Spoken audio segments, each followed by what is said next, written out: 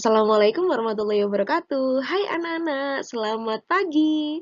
Hari ini kita akan belajar tema 7 subtema 1. Kemarin kalian kan sudah belajar tentang gaya. Nah, hari ini kita akan belajar apa ya? Nah, kita simak ya. Oke, sebelum kita memulai belajar, nah, hari ini kalian buka buku tema kalian halaman 1. Kalian akan menemukan teks bacaan suku bangsa di Indonesia. Nah, kalian baca teks bacaan suku bangsa di Indonesia tersebut ya. Dibaca pelan-pelan dalam hati, kemudian kalian pahami apa sih maksud dari bacaan tersebut.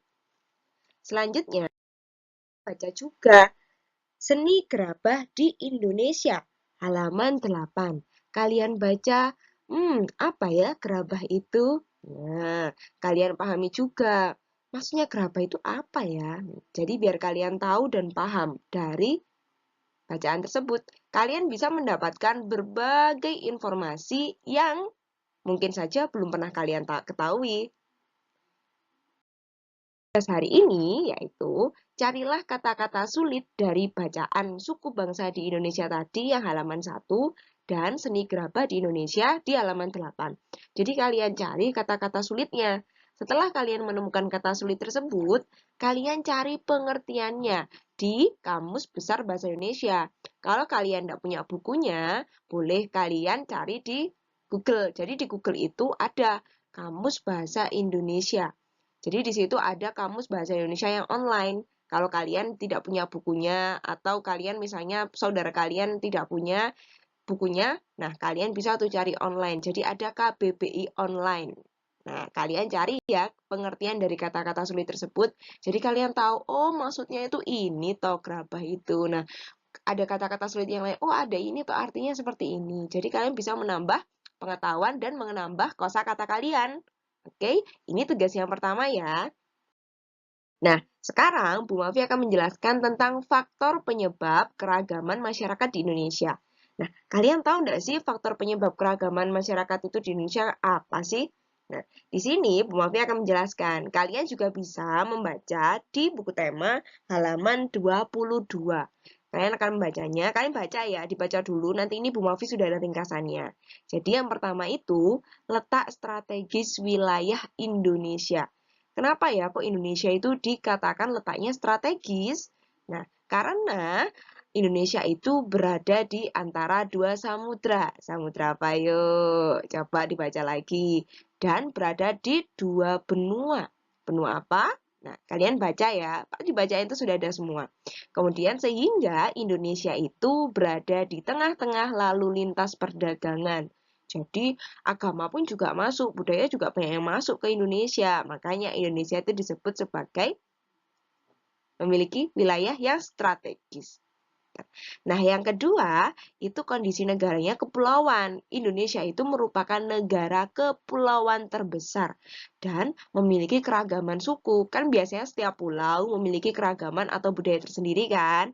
Nah, di setiap pulau-pulau itu banyak sekali macam-macam sukunya, banyak keragaman budayanya. Nah, ini yang membuat masyarakat Indonesia itu memiliki keragaman. Nah, yang ketiga, perbedaan kondisi alam. Nah, kalian sendiri pasti sudah paham nih, kalau kondisi alam di Indonesia itu berbeda-beda. Ada yang di pergunungan, ada pantai, dataran rendah, dataran tinggi, pasti semuanya berbeda. Dengan perbedaan kondisi alam tersebut, maka mata pencahariannya juga beda. Kita kan sudah belajar di tema 6, tema 5 sebelumnya. Pekerjaannya kan juga beda. Kalau di pantai, banyaknya jadi nelayan. Ada enggak nelayan yang di dataran tinggi? Nah, jadi karena perbedaan kondisi alam itu, maka masyarakat Indonesia itu beragam. Ada yang kerja jadi nelayan, ada yang kerjanya di kantoran, di pabrik. Nah, itu sesuai dengan kondisi alamnya. Kalau di kota banyak yang kerjanya di pabrik, di kantor. Kalau di desa, kalau di daerah pegunungan banyak yang jadi petani, petani sayur. Nah, seperti itu. Jadi beda-beda ya. Maka dari itu, beragam sekali masyarakat di Indonesia itu. Banyak sekali keragamannya, mulai dari keragaman mata pencahariannya, keragaman suku, keragaman budaya, semuanya beragam. Nah, yang keempat, karena keadaan transportasi dan komunikasi. Karena Indonesia itu luas ya, pasti ada daerah yang tertinggal. Bersyukur sekali kalian hidup di Kota Malang, sehingga kalian bukan termasuk masyarakat yang tertinggal. Tapi, kalau yang tinggalnya di daerah terluar, terus yang tertinggal, nah itu pasti memiliki keterbatasan yang menyulitkan masyarakat dalam berhubungan dan komunikasi. Jangankan bisa pegang handphone seperti kalian atau smartphone seperti kalian belajar pada hari ini, pada pagi hari ini ya. Nah, mereka saja kesulitan untuk mendapatkan air bersih, kesulitan untuk mendapatkan akses sinyal. Nah, seperti itu. Jadi kalian harus banyak-banyak bersyukur karena kalian tinggal di Kota Malang. Nah, banyak sekali saudara-saudara kita, teman-teman kita yang masih mengalami ketertinggalan karena keterbatasan tersebut. Jadi kalian harus banyak-banyak bersyukur ya, kalian masih bisa diberi kesempatan belajar online seperti ini. Nah, yang kelima, penerimaan masyarakat terhadap perubahan.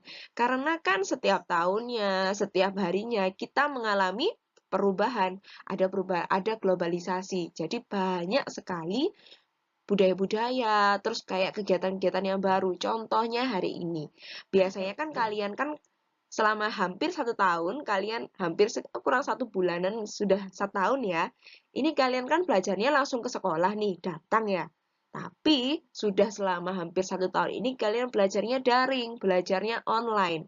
Keren kan? Kalian sudah bisa mengikuti perkembangan zaman. Kalian bisa menggunakan teknologi, kalian bisa cari informasi bisa lebih cepat, ya kan? Tapi kalian juga harus memanfaatkannya dengan baik. Nah, jadi banyak tuh masyarakat di pedalaman yang sebagian besar tuh sulit menerima sesuatu yang baru karena memiliki keterbatasan. Nah, mulai dari keterbatasannya dalam berkomunikasi, contohnya sinyal tadi, ada keterbatasan aksesnya. Nah, seperti itu. Tapi ada juga suatu budaya nih, ada satu suku atau beberapa suku yang memang tidak mau menerima pengaruh globalisasi. Coba nanti kalian cari tahu ya, ada enggak ya suku yang tetap aja kekeh, yang tetap teguh ya sama pendiriannya, pokoknya enggak mau menerima perkembangan zaman. Pokoknya tetap seperti ini. Nanti kalau kalian sudah menemukannya, ceritakan ke Bu Mauvi ya.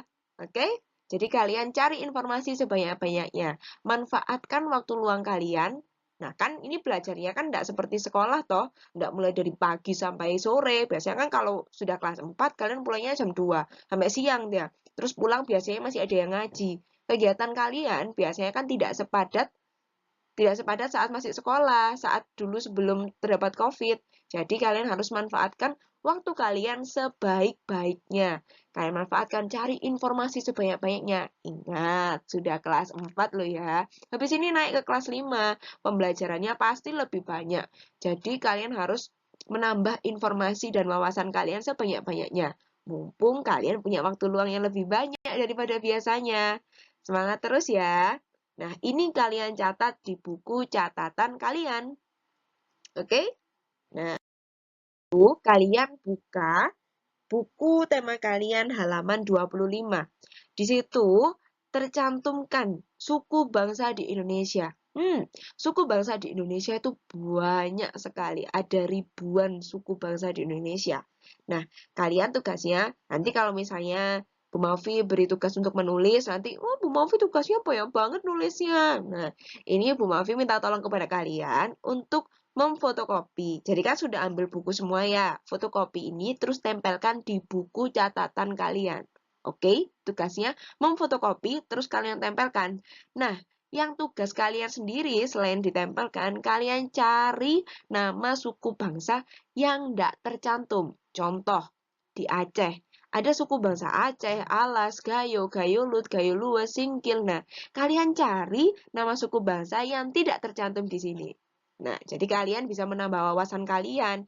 Oh, ternyata di Aceh itu ada nama lain ini loh, ada suku ini loh, yang lain itu. Nah, ini yang dicantumkan di buku ini biasanya yang umum dikeluarkan. Kalau misalnya ada soal ya, suku Melayu itu, suku Melayu berasal dari provinsi. Nah, biasanya soal-soal seperti itu. Jadi kalian juga harus paham nih, Oh, kalau misalnya Aceh itu dari Aceh.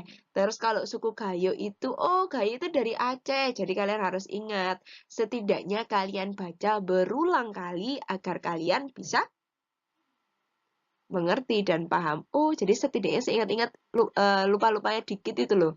Jadi biar kalian ingat-ingat gitu. Oke? Nah, pengetahuan kalian harus banyak banget. Soalnya kan ini kalian kan tinggal di Indonesia. Jadi harus tahu, oh suku ini berasal dari ini, suku ini berasal dari ini. Oke?